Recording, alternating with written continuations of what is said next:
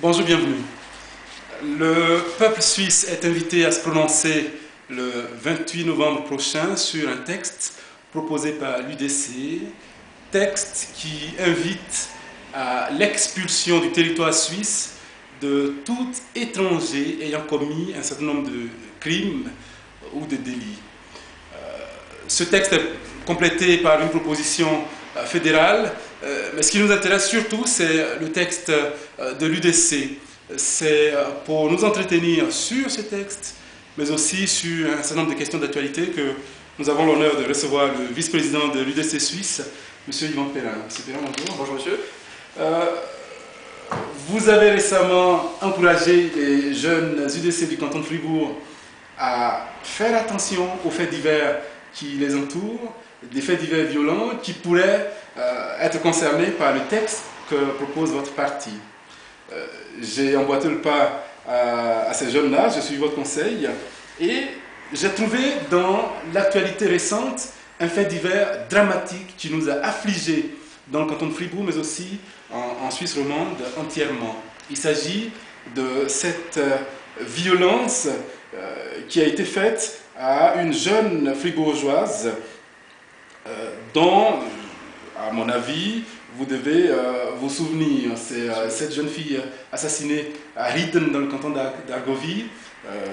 C'était le 4 mars 2009. Cette jeune femme n'a pas été assassinée par un étranger. Et après vérification, j'ai dû découvrir que nulle part votre parti, l'UDC, avait demandé une expulsion de cet assassin. D'où ma question, M. Perrin, de quel pédigré doit-on être revêtu pour faire l'objet d'une expulsion du territoire suisse lorsqu'on commet un délit violent?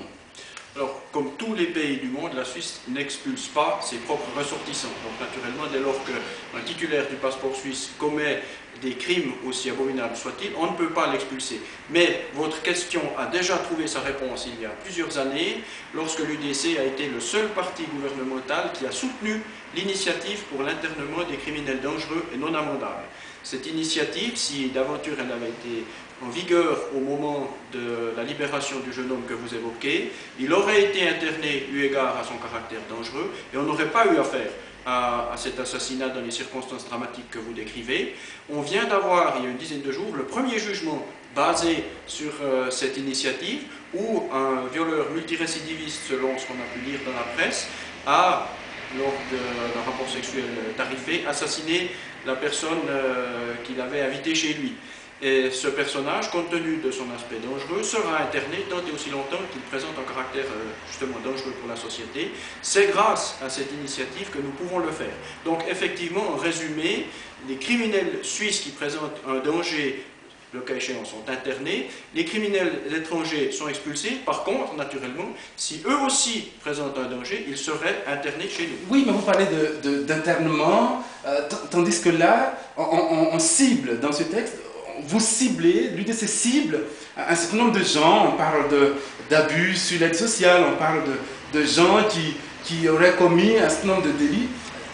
Vous ne trouvez pas un peu, j'allais dire, ridicule qu'on s'acharne sur une frange quasi insignifiante de la population, alors que des gens comme ce monsieur est simplement en train de subir une thérapie? C'est-à-dire que expulser du territoire suisse un homme dont on soupçonne ou on estime qu'il abuse de l'aide sociale, tandis qu'un violeur et un meurtrier suivent une thérapie simplement parce que les deux n'ont pas le même passeport, cette germe d'injustice qui va être combattue par les textes internationaux, est-ce que ça ne vous dérange pas, M. Perrin? Alors, je ne vois pas d'injustice du tout dans cette situation. On parle de rétablissement de la double peine, c'est-à-dire justement le fait qu'un étranger qui commettrait le même délit qu'un Suisse est condamné à une peine de prison, en plus à l'expulsion, ce qui serait condamné 2 fois, contrairement au ressortissant suisse qui lui n'aurait qu'une sanction. C'est un fait. Simplement, le ressortissant étranger a la faculté de mettre une frontière entre lui et la justice suisse si l'infraction qu'il a commise justifie, le cas échéant, une peine suffisamment grave pour qu'il retrouve sa patrie. Et on a des exemples, on se souvient de Marc Roger qui est venu s'expliquer devant la justice genevoise simplement parce que son amour du football l'a perdu et il allait admirer un match en Espagne alors qu'il était français. L'Espagne a accordé l'extradition à la Suisse. On a dans le canton de Neuchâtel un monsieur qui a un peu confondu, je dirais, ses finances personnelles avec celles de la collectivité publique pour laquelle il travaillait, à qui le procureur général du canton de Neuchâtel aurait des questions à poser. On ne peut pas le faire parce qu'il a regagné la France dont il est originaire, et la France, comme tous les autres pays, en tout cas la plupart, n'extrade pas ses ressortissants. Donc une disparité il y a, mais il compense l'avantage que les étrangers ont, un avantage indéniable, de pouvoir mettre la frontière entre eux et les foudres de la justice, foudres avec les guillemets qui s'imposent. Yvan Perrin, votre texte précise de façon extrêmement précise, enfin de façon notable, avec un caractère appuyé. Voilà, je viens d'en parler, hein, les abus sur l'aide sociale, mais enfin, le délit, mais ne précise pas, par contre, des questions en rapport avec la pédophilie, avec l'abus sur les armes à feu. Pourtant, des faits graves sont régulièrement dans les médias portant sur ces délits ou ces crimes graves. Est-ce simplement parce que ces crimes-là ne sont pas commis majoritairement par des étrangers? Non, la nationalité de la personne qui commet le crime n'est pas en cause. Notre initiative fixe des standards minimaux, mais précise que le législateur peut compléter la liste, et naturellement un homicide, qu'il soit commis avec une arme à feu ou d'une autre manière, reste un homicide. Donc dans l'homicide, il y a naturellement les homicides commis par les armes à feu, et s'agissant de la pédophilie, pour moi il est évident que la pédophilie s'intègre dans les infractions à caractère sexuel dont nous parlons. Je relève également que l'UDC était bien seul à soutenir l'imprescriptibilité des crimes pédophiles. Oui, d'accord. Je voulais encore juste, mais très très brièvement, vous interpeller sur cet imbroglio qui va être imposé aux législateurs, aux juges, enfin à pas mal de gens. Qu'est-ce qu'on fait lorsqu'une bande de jeunes ou de moins jeunes commettent un crime ou un crime grave, et puis dans cette bande-là, différentes nationalités se côtoient, dont une nationalité suisse? Qu'est-ce qu'on fait? On dissèque, on choisit les Suisses, on les met à la thérapie, les autres on les jette du territoire suisse. Qu'est-ce qu'on fait? Est-ce que ça ne vous dérange pas, M. Perrin? Là, je vous pose à vous la question. Non, encore une fois, donc on a cette situation justement avec la double peine, mais la possibilité de s'en aller. Et je vous retournerai la question. Imaginez maintenant, nous avons une bande de délinquants qui ont commis une infraction. Un certain nombre sont de nationalité suisse, ils sont interpellés en Suisse ou interpellés dans un autre pays, extradés, et ils purgent leur peine.